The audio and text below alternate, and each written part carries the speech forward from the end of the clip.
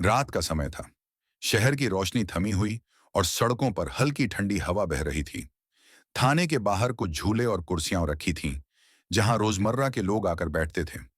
दो भिखारियों की तरह कपड़े पहने दो औरतें भी वहीं धीरे धीरे आकर बैठ गईं, झुकी हुई पीठ, मुरझाए हुए कपड़े और हाथ में थाली। कोई गौर नहीं कर रहा था कि उनकी आंखों में सतर्कता की तेज चमक है। वे दो थीं, विक्रमिका सिंह और नेहा वर्मा, दोनों ही वरिष्ठ आईपीएस ऑफिसर। आज उनका प्लान साफ था। थाने में बैठे कुछ भ्रष्ट अधिकारी और कुछ दबंग गैंगस्टर मिलकर शहर का काला धंधा चला रहे थे, और वो तभी सच सामने आएगा जब कोई भीतर से रिकॉर्ड कर दे। भिखारी के भेस में उन्होंने धीरे धीरे थाने के भीतर की छोटी छोटी हरकतों को नाप लिया। एक जवान ने पैसे लेते हुए किसी नंबर पर कॉल की आंखें झपकते ही नेहा ने अपनी थाली से कुछ सिक्के गिराकर शोर मचाया। जवान की नजरें झुकीं और विक्रमिका ने उसकी जेब में हाथ रखकर पॉकेट में रखे छोटे से पर्चे को अपनी बाह में छिपा लिया। पर्चे पर कॉल रिकॉर्डिंग का लिंक और कुछ नाम लिखे थे। थाने के राउडी कंठों और कमरों की कहां-कहां गतिविधि थी, उन्हें सब नोट कर लिया गया।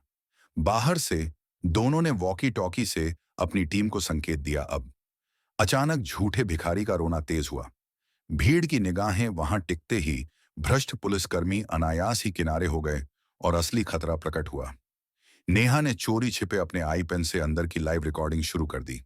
विक्रमिका ने पास खड़े एक बड़े पुलिस इंस्पेक्टर से बात करते हुए उसकी जेब में रखे एक मोबाइल को फिसलाया और कैमरा चालू कर दिया।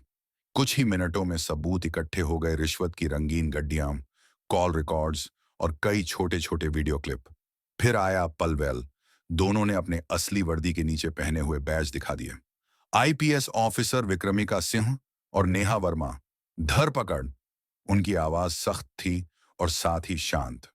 थाने के कुतर्क और नाटकीय चेहरों के बीच सीटी की आवाज गूंजी और बाहर से उनकी सहायता टीम अंदर घुसी।